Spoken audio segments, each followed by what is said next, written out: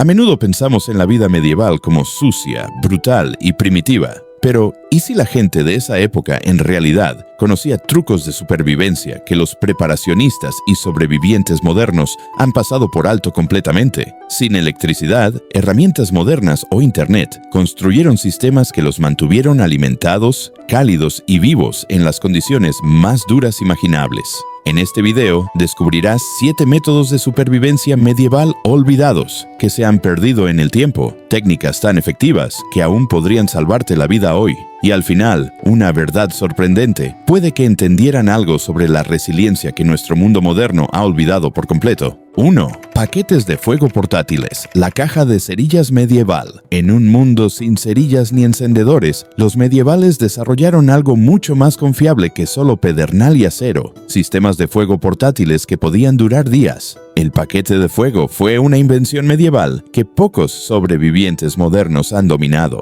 No se trataba solo de encender fuego, sino de mantenerlo. Usando tallos huecos de plantas como el saúco o el junco, los campesinos insertaban brasas ardientes y sellaban ambos extremos con arcilla o cera. El oxígeno limitado dentro mantenía la brasa viva pero evitaba que se consumiera. Estos paquetes podían llevarse en bolsas de cuero o contenedores de madera durante días, a veces semanas. Cuando se necesitaban, el portador abría el tallo, transfería la brasa a yesca y la avivaba. No se necesitaban chispas ni fricción, solo la preservación paciente de una llama existente. Los viajeros y pastores a menudo llevaban varios paquetes de fuego, rotándolos según era necesario. Algunos tenían pequeños orificios de aire que podían cubrirse o destaparse para controlar la quema. Otros usaban hongos específicos que podían arder lentamente durante periodos extraordinarios, con un récord de un hongo de yesca que mantuvo una brasa viva durante más de 2 meses. El genio no estaba en crear fuego, sino en nunca dejarlo morir.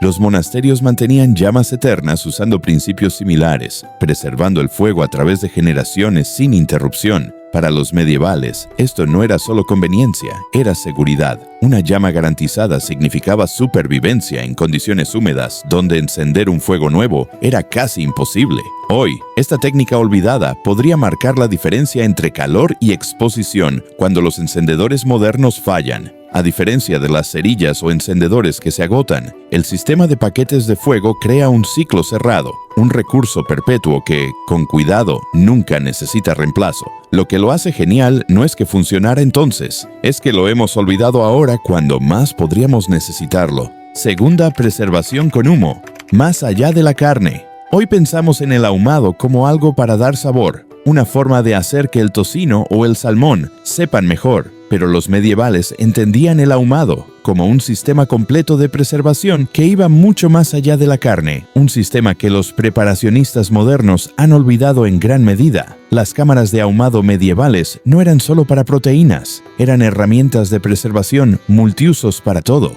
desde granos hasta medicinas y textiles. El proceso comenzaba con entender la química del humo. Diferentes maderas producían diferentes compuestos que preservaban de distintas maneras. Para granos susceptibles a gorgojos y polillas, el humo de enebro o pino creaba una barrera protectora que los insectos no cruzaban. Los sacos de trigo, cebada o centeno se colgaban en cámaras de ahumado durante días. Luego se almacenaban en contenedores impregnados de humo. El resultado, granos que podían durar años más que los no tratados. Las hierbas y medicinas se curaban con humo para concentrar sus propiedades y extender su vida útil. Ciertas plantas curativas se volvían más potentes después de la exposición al humo, algo que los herboristas sabían pero rara vez documentaban, ya que el humo alteraba la composición química, a veces creando compuestos que no estaban presentes en la planta fresca. Incluso los textiles se beneficiaban. El lino y la lana expuestos al humo de maderas específicas se volvían naturalmente resistentes al agua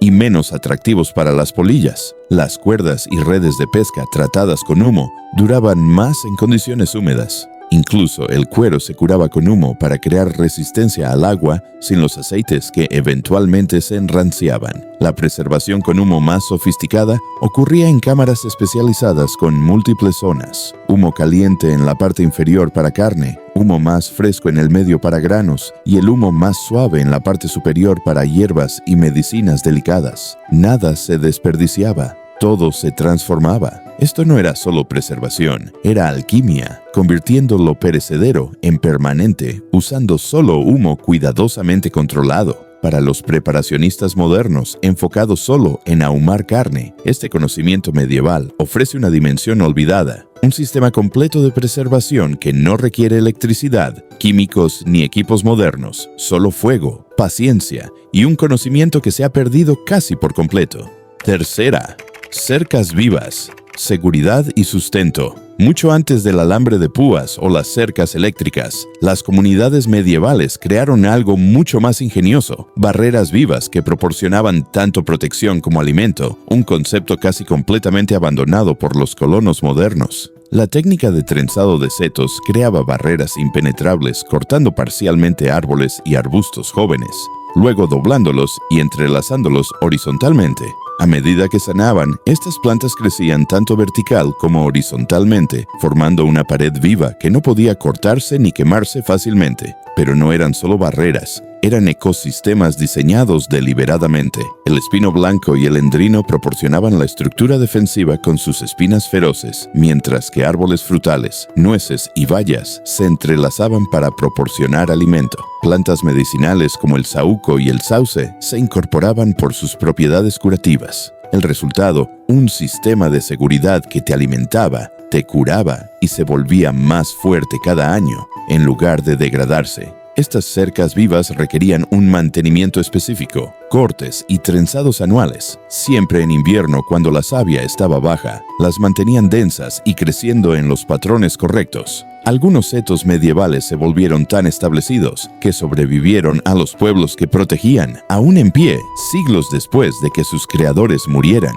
Las versiones más sofisticadas incluían puertos de setos, huecos disfrazados conocidos solo por los lugareños que podían sellarse rápidamente en tiempos de peligro. Otros incorporaban zanjas en el exterior y terraplenes elevados en el interior, creando un perímetro defensivo completo. La vida silvestre usaba estos setos como corredores entre bosques, trayendo oportunidades de caza directamente al límite del pueblo. Los pájaros que anidaban en los setos controlaban las poblaciones de insectos en los campos cercanos. Incluso los recortes anuales se volvían valiosos, proporcionando materiales para cestas, herramientas y combustible. Esto no era solo una cerca, era una infraestructura viva que proporcionaba seguridad, alimento, medicina y servicios ecológicos simultáneamente. Para los colonos modernos que gastan miles en cercas que eventualmente fallan, esta técnica medieval ofrece algo notable: protección que se vuelve más fuerte, no más débil con el tiempo, mientras te alimenta en el proceso. La cerca viva no era primitiva, era la máxima expresión de trabajar con la naturaleza en lugar de contra ella.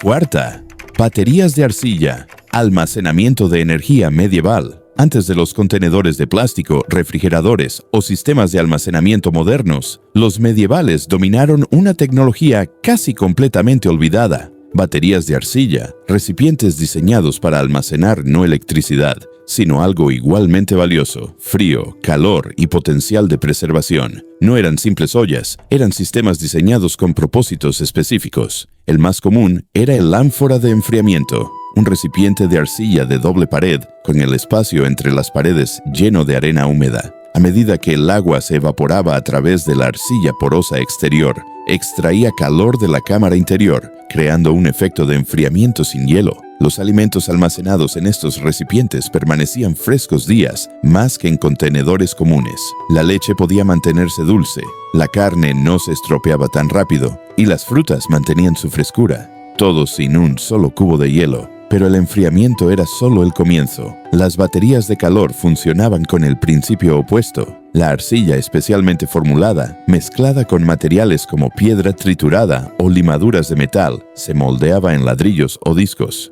Estos se calentaban en hornos o fuegos, luego se envolvían en lana o lino. El material denso liberaba calor lentamente durante horas, a veces toda la noche. Los viajeros llevaban versiones más pequeñas en bolsillos o bolsas. Los pastores las colocaban en sus capas en las noches más frías. Estas baterías de calor se metían en la ropa de cama, manteniendo a los durmientes cálidos hasta el amanecer sin el peligro de llamas abiertas. Las baterías de arcilla más sofisticadas eran las cámaras de preservación, recipientes sellados con mezclas precisas de ceniza, sal y hierbas en el interior. Estas creaban microclimas que extendían drásticamente la vida útil de semillas, granos y hasta ciertos medicamentos. Algunos registros monásticos mencionan semillas que permanecían viables durante décadas en estas cámaras. Lo que hacía a estos sistemas notables no era solo su efectividad, sino su naturaleza regenerativa. A diferencia de los desechables modernos, las baterías de arcilla podían reactivarse miles de veces. Una ánfora de enfriamiento funcionaba durante generaciones.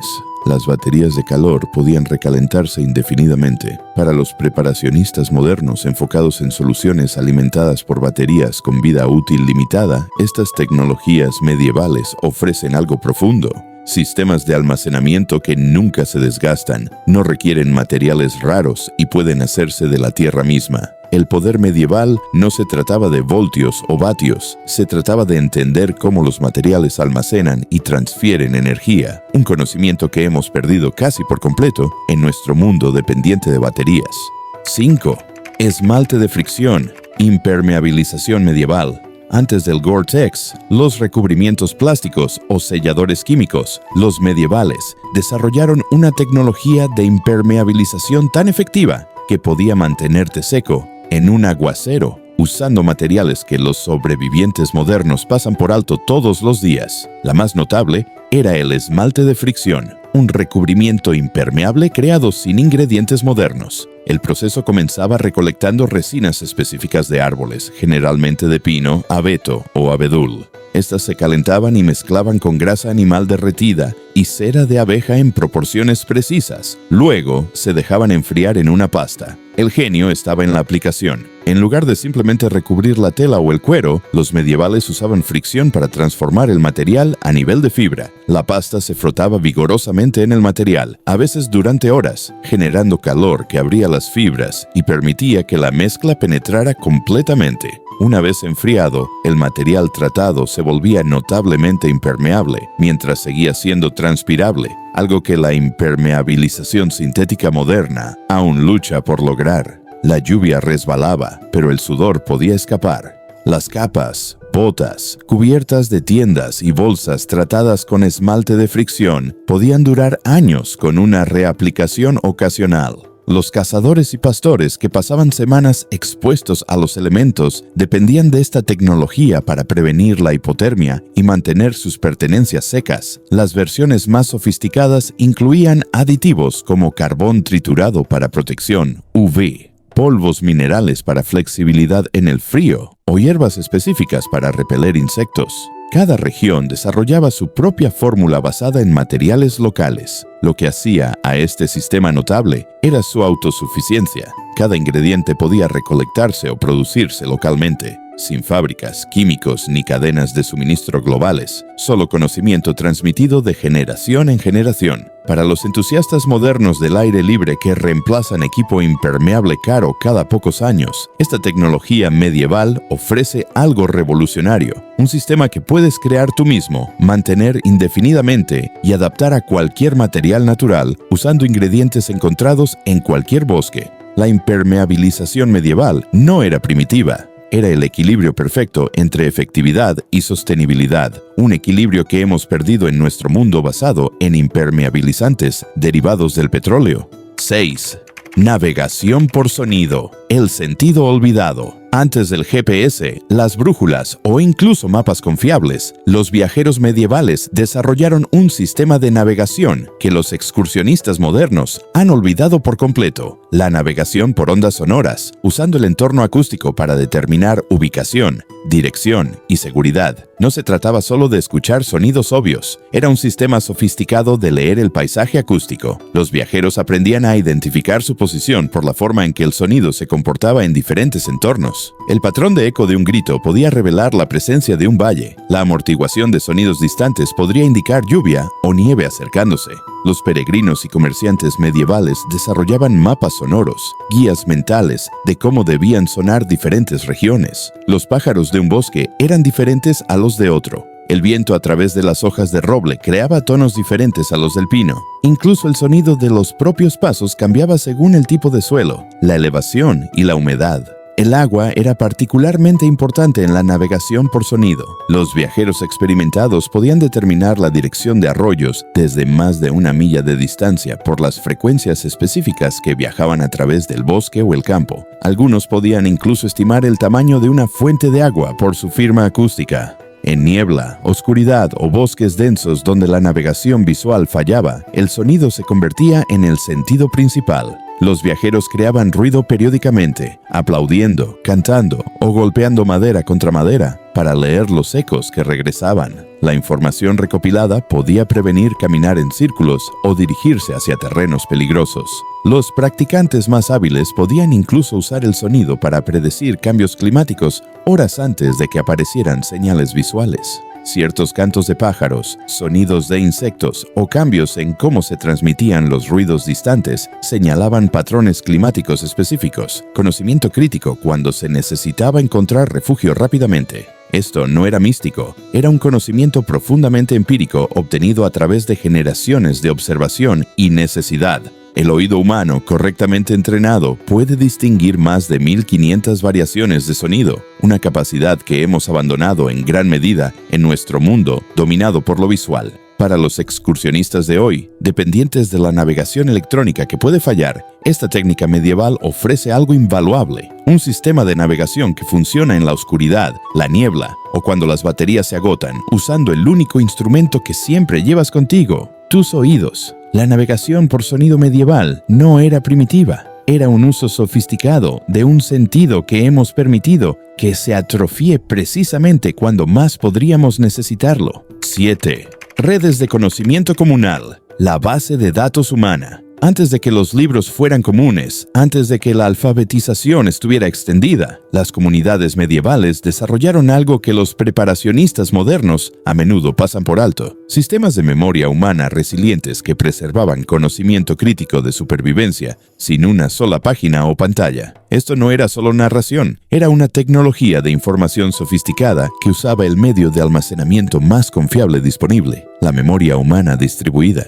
El conocimiento crítico de supervivencia no se confiaba a un solo anciano o experto, se distribuía deliberadamente a través de la comunidad mediante técnicas de memoria especializadas. Un método era la cadena de conocimiento, donde la información específica se dividía entre varias personas. Una persona podría saber las características identificativas de las plantas medicinales, otra sus tiempos de cosecha y una tercera sus métodos de preparación. Ningún individuo tenía todo el conocimiento, pero juntos, la comunidad lo retenía todo. Estos sistemas de memoria usaban ritmo, rima y melodía como mecanismos de corrección de errores. La información crítica se codificaba en canciones o cánticos donde el metro y el esquema de rima hacían evidente de inmediato si algo se recordaba incorrectamente. Algunas de estas canciones de conocimiento contenían cientos de datos sobre plantas, patrones climáticos o técnicas de construcción. Los espacios físicos también se convertían en dispositivos de memoria.